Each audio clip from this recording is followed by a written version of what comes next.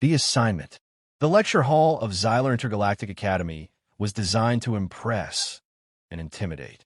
Tiered rows of seating curved around a central platform, where gravity shifted subtly to accommodate the varied physiologies of its students.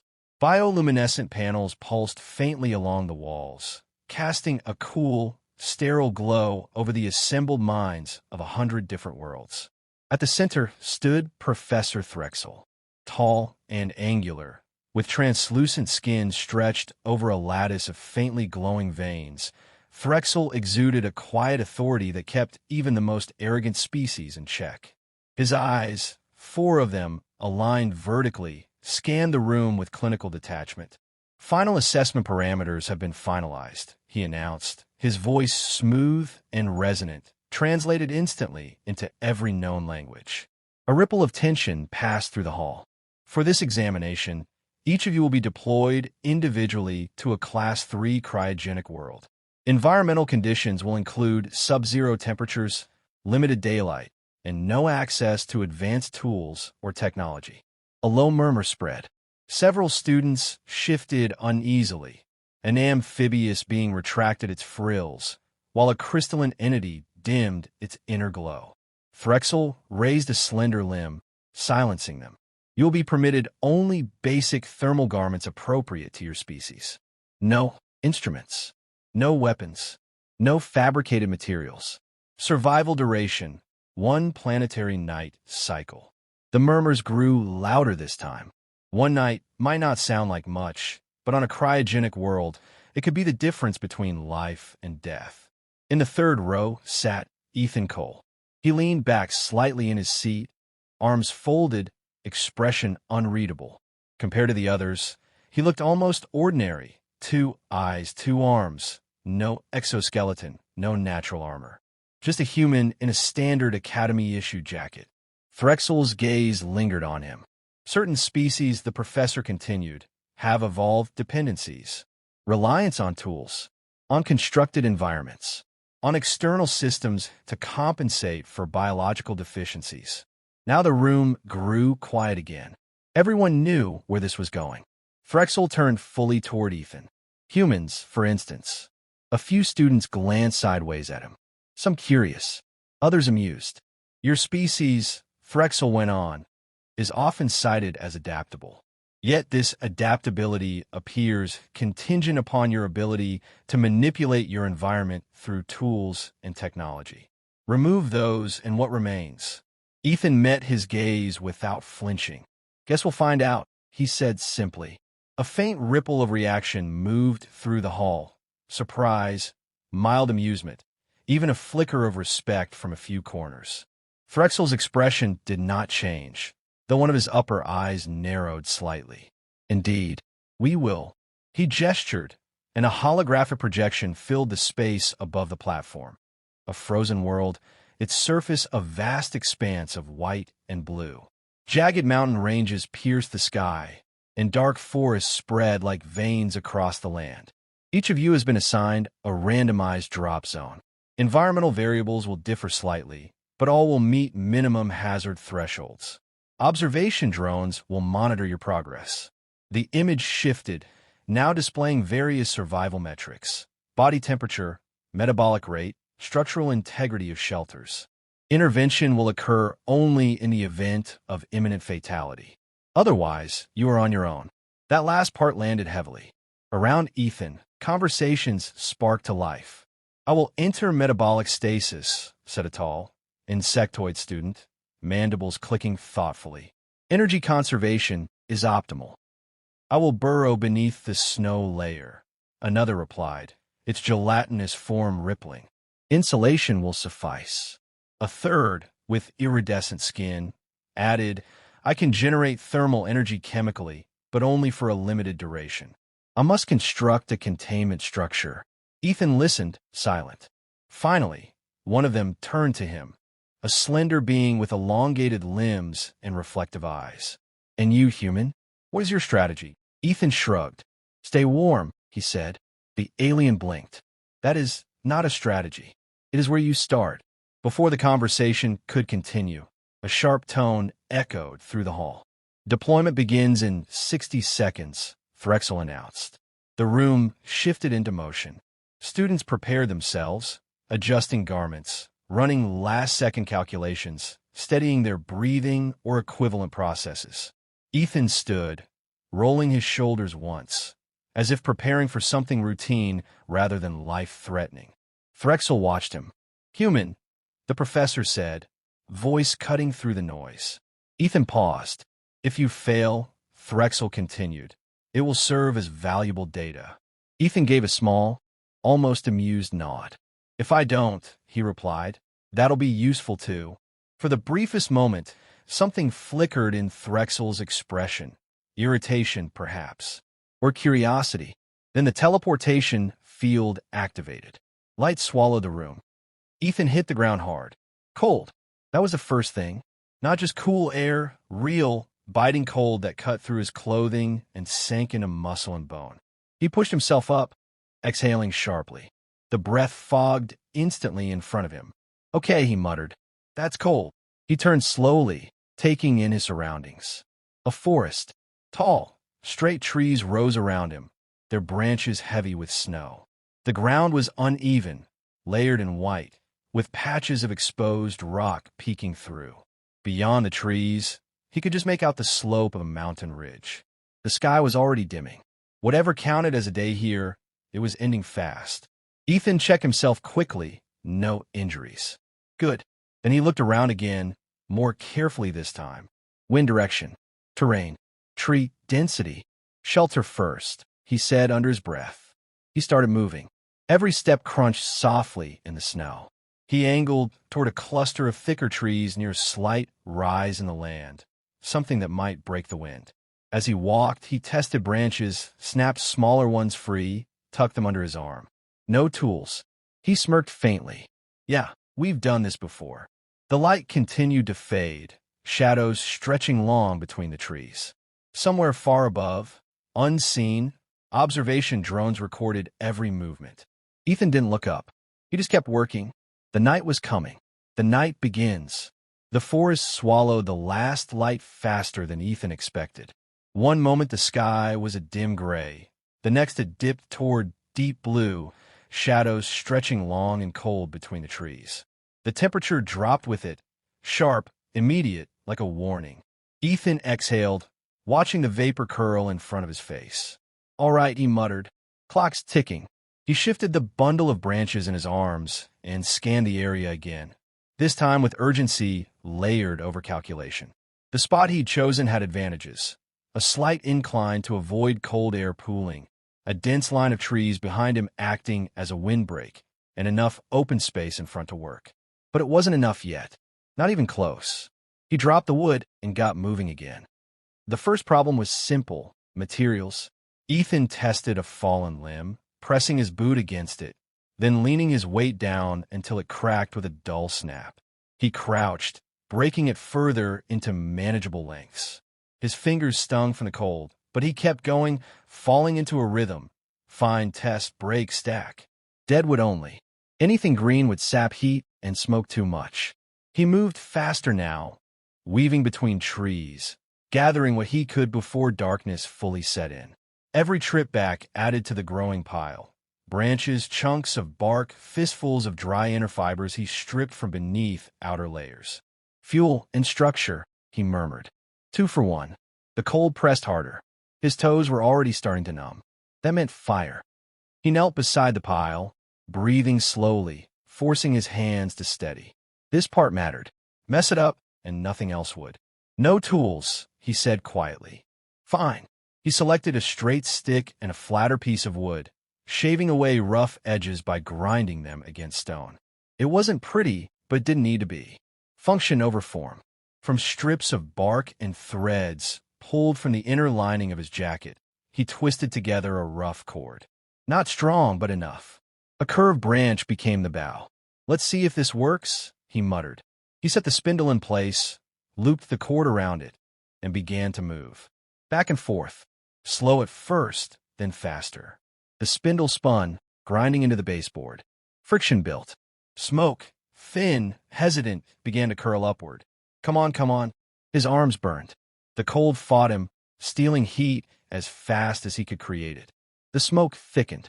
A tiny ember formed in the carved notch. Ethan stopped carefully, hands steady despite the tremor in his muscles. He transferred the ember into a nest of dry fibers and bark, cupping it close. He blew gently. Nothing. He blew again, slower this time, feeding it air without killing it. A glow. Then, suddenly, flame. Ethan let out a short breath that might have been a laugh. There we go. He fed it carefully at first, building it up, twigs, then thicker sticks, then small branches. The fire grew, flickering orange against the deepening blue of the forest. Heat. Not enough, but a start. Now came the harder part. Most people would have stopped there, built a lean-to, maybe huddled close to the fire and hoped for the best. Ethan looked at the trees, then at the growing fire, then back at the trees. Not good enough, he said. He stood and got to work again. The first logs were the hardest. He couldn't cut them, not cleanly. But he didn't need perfect cuts. He needed leverage. Ethan wedged a fallen trunk between two rocks, then jumped on the exposed section, using his full weight. The wood groaned, fibers splitting slowly before snapping with a sharp crack. Ugly, he muttered, dragging the piece free. But it'll do. He repeated the process again and again. Break, drag, stack. The structure began as a rough square, 4 sides marked out in the snow. He laid the first logs down, then stacked more on top, alternating directions to lock them together. The ends didn't fit neatly, but he adjusted, wedging smaller branches into gaps. Snow and moss became his sealant. He packed them into every opening he could find, blocking wind, trapping whatever heat he could generate. The fire crackled behind him, steady now, its light flickering across the half-built walls. Above, unseen, drones watched. Ethan worked until his arms felt like lead. He didn't stop. The walls rose slowly, each layer adding a little more protection. The wind tried to snake through the gaps, but less of it got through now. Inside the structure, the air felt different. Not warm, but not as deadly. Good, he said under his breath. He left a small opening for a doorway and turned his attention upward. The roof was a problem. Flat wouldn't hold. Snow would collapse it. So he angled the top, leaning longer branches inward, creating a sloped frame. Over that, he layered smaller branches, bark, and packed snow. Crude, but stable enough. By the time he stepped back, night had fully claimed the forest. The cabin, if it could be called that, stood squat and uneven, its shape rough against the darkness. Firelight flickered through the doorway, casting a warm glow against the snow. Ethan ducked inside. The difference was immediate. The wind was muted, reduced to a low whisper outside the walls. The heat from the fire, now repositioned just outside the entrance, reflected inward, bouncing off the packed surfaces. He crouched, adjusting the fire, adding thicker logs to keep it burning longer. Then he dragged in a layer of branches and bark, creating a raised bed to keep himself off the frozen ground. Insulation, he murmured. Every little bit mattered.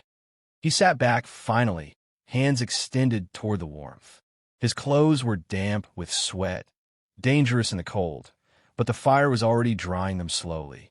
Outside, the wind picked up, carrying fine snow with it. It hissed softly against the walls of the cabin. Inside, the air held. Not comfortable, but survivable. Ethan leaned his head back against the rough wood, eyes half closing. Yeah, he said quietly. That'll do. The storm grew stronger. The cabin didn't move. Observation and realization. High above the frozen world, beyond the reach of wind and storm, the observation chamber of Xylar Intergalactic Academy glowed with cold precision. A curved wall of holographic displays surrounded Professor Threxel and his faculty, each screen streaming data, body temperatures, environmental shifts, metabolic rates, translated into clean, readable patterns. Subject 9 entering hypothermic decline, a technician reported. On one display, a slender amphibious student shivered beneath a thin layer of snow, its body failing to maintain equilibrium. Another screen showed a crystalline being locked in metabolic stasis, stable, but motionless, enduring rather than adapting. Intervention threshold approaching, the system warned. Hold, Threxel said, his voice even. Continue observation. Across the room, another analyst spoke. Subject 3's shelter integrity compromised. Structural collapse detected. The pattern was consistent. Each student relied on a singular approach. Burrow, conserve, chemically generate heat. Strategies drawn from biology, from theory, from controlled simulations. Effective on paper, fragile under pressure. Then, one of the central displays shifted. Ethan Cole. The image resolved into a small structure nestled among the trees. At first glance, it seemed out of place, too deliberate, too ordered. Zoom, Threxel commanded. The view tightened. Logs stacked and interlocked. Snow packed into seams. A fire positioned just outside the entrance, its heat directed inward. Inside, a steady thermal signature glowed. Contained, stable. Silence settled over the chamber. No tools were issued, one of the faculties said, almost reflexively. Confirmed, the system replied. Subject utilized only environmental materials and personal garments. An engineering specialist leaned forward, its multi-jointed limbs adjusting the display. Structural alignment is irregular, but functional. Load-bearing distribution suggests adaptive placement rather than predefined design. He is improvising, another analyst added. Threxel's gaze sharpened. Or replicating learned behavior. Without tools, the analyst countered. No one answered immediately. The display shifted to earlier footage. Ethan moved through the forest, breaking branches, testing weight, adjusting angles. Each motion built on a last. When something failed, he corrected it. Not by restarting, but by adapting. He does not follow a fixed plan, the engineering specialist observed. He modifies in real time. A biological researcher spoke next. Humans evolved across multiple climates. Their primary trait is not specialization. It is variability. They adjust faster than most species can recalibrate. Adaptation is not unique, Threxel replied. No, the researcher agreed. But the speed and the independence are notable. The storm intensified on the planet below. Wind speeds increased, snow thickened, and visibility dropped sharply. External sensors struggled to maintain clarity, but the data remained consistent. Other students faltered. Subject 12, critical heat loss. Subject 7, disorientation detected. Intervention required. Rescue protocols activated in multiple zones, discreet but unavoidable. Several students had reached their limits. They endured, but they did not improve. Ethan did. Inside the cabin, he moved with measured efficiency. He adjusted the fire, feeding it in controlled increments, maintaining a steady burn. Not too large to waste fuel, not too small to lose heat. Fuel management is precise, the engineering specialist noted. He is estimating consumption without calculation tools. Observation-based adjustment, another added. Primitive, Threxel said. Effective, came the quiet reply. Ethan paused, tilting his head slightly. The wind had shifted, stronger now, striking from a new angle. He stood and pressed a hand against one wall of the structure, testing it. The logs held, but a faint draft slipped through a seam. Without hesitation, he crouched, packing snow and debris into the gap, sealing it. Micro-adjustments, the analyst said. Continuous optimization. Time passed. Hours marked not by clocks, but by data fluctuations and environmental shifts. One by one, the other students stabilized, either through intervention or sheer endurance. None improved their conditions. They held on. Ethan maintained control. His heat signature remained steady. His shelter retained warmth. His fire continued to burn with careful consistency. At one point, he lay down briefly, resting on a raised layer of branches and bark. Even in sleep, his positioning minimized exposure to cold surfaces. He sleeps? One observer asked. In intervals, another replied. Short cycles to reduce risk. Even at rest, the first said quietly, he is adapting. Threxel stepped closer to the display. For the first time, he ignored the data overlays. He studied the structure itself. Uneven logs, Imperfect joins, inefficient angles. And yet, it worked. For a single night, he said slowly, a minimal shelter would suffice. Why construct something so extensive? The room remained silent for a moment. Then the biological researcher answered, because he is not building for one night. Frexel's gaze shifted.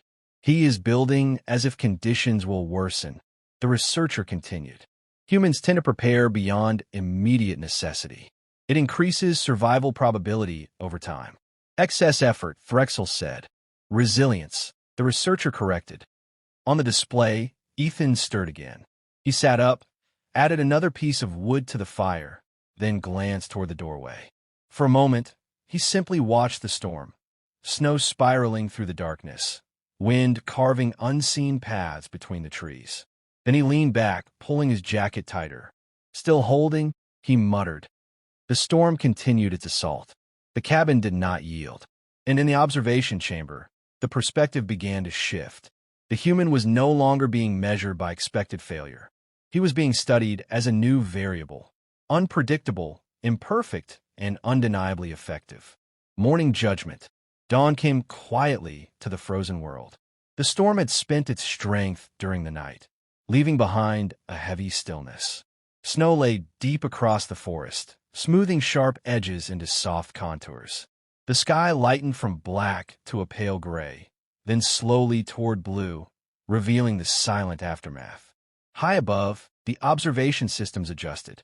Night cycle complete, the Academy's system announced. Professor Threxel stood at the center of the chamber, his gaze fixed forward. Deploy retrieval units, he ordered. Across the planet, small crafts descended with controlled precision.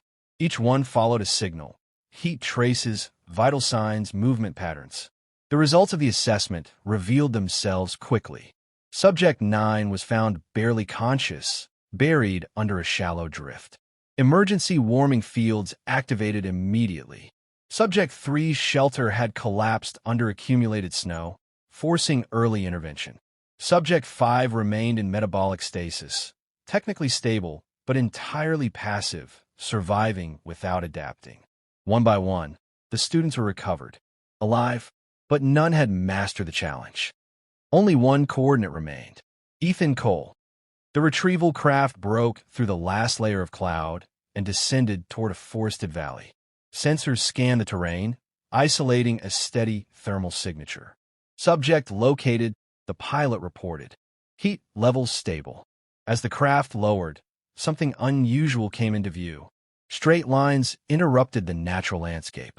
Angles. Structure. The pilot leaned forward slightly. Visual anomaly confirmed. The craft hovered closer. It was not a temporary shelter. It was a cabin. Logs stacked in interlocking layers, their weight distributed unevenly but effectively. Snow had been packed into every visible seam, forming a crude but functional insulation barrier. A thin line of smoke rose from a carefully maintained fire just outside the entrance. Tracks in the snow formed clear patterns. Repeated movement, organized effort. No tool usage detected. The onboard system confirmed. For a brief moment, the cockpit remained silent. Then the craft descended fully. The hatch opened with a soft hiss. 2 retrieval officers stepped out, their boots sinking slightly into the snow. The air was cold, but calm, far removed from the violence of the night.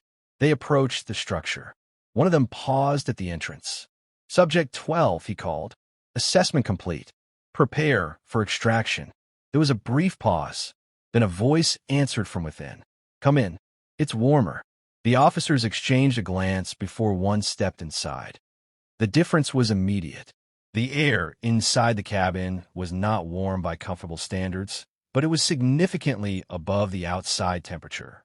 The fire's heat had been directed inward, and the packed walls held it with surprising efficiency. Ethan sat on a raised layer of branches and bark, near a cluster of glowing coals. He looked up as the officer entered. You made it through the storm? The officer asked. Ethan gave a small nod. Yeah, structure held better than I expected. The officer scanned the interior, noting the layout, the insulation, the positioning of the fire. You constructed this without tools? Ethan glanced around the cabin, then back at him. Didn't have much choice. There was no pride in his tone, just a statement of fact. The second officer stepped in behind the first, taking in the same details. "Prepare for transport," he said. Ethan stood slowly, stretching stiff muscles. He reached down, adjusted one of the logs near the coals, almost absent-mindedly, then stepped toward the exit. Before leaving, he paused and looked back at the structure. "Could have improved the roof," he muttered, "but it held." Then he stepped out into the morning light. Back at the academy, the lecture hall filled once more.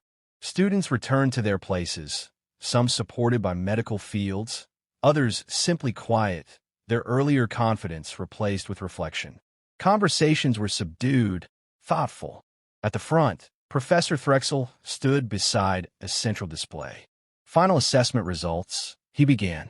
The room fell silent. "Survival rate, acceptable. Independent success rate." He paused. "Singular." A ripple moved through the hall. The display activated. Ethan's cabin appeared above them, rotating slowly in holographic detail. Every uneven log, every packed seam, every structural decision was visible. This structure, Threxel continued, was constructed without tools, without external assistance, and without prior environmental modification. His gaze shifted toward Ethan. For a single night, a minimal shelter would have been sufficient. Yet this exceeds basic requirements. Ethan shifted slightly where he stood. "Didn't know it was just one night," he said. "Seemed safer to plan for more." A quiet murmur spread among the students. Threxel studied him for a moment. "Your species has been classified as tool-dependent," he said slowly. Ethan said nothing. Threxel turned back to the display, then addressed the room. "That classification is incomplete." The hall went still. "Humans do not rely on tools," he continued. "They extend their capabilities through them. Remove the tool, and the underlying adaptability remains." He gestured toward the rotating image. "This is not efficiency. This is not precision." A brief pause. "This is resilience." The word settled heavily in the air. "Curriculum revisions will reflect this distinction," Threxel concluded. The display faded. Students began to shift, glancing toward Ethan with new understanding. Not curiosity, not dismissal, recognition. One of them stepped closer, the same student who had questioned him before. "You said your strategy was to stay warm," the alien said. Ethan gave a faint smile. "Still is." The alien looked toward where the cabin had been displayed. "That was more than staying warm." Ethan shrugged lightly. "Just did what made sense." As the hall slowly emptied, Professor Threxel remained at the front. For a long moment, he said nothing. Then, quietly, "Adaptive," he said. This time, it was not a correction. It was a conclusion.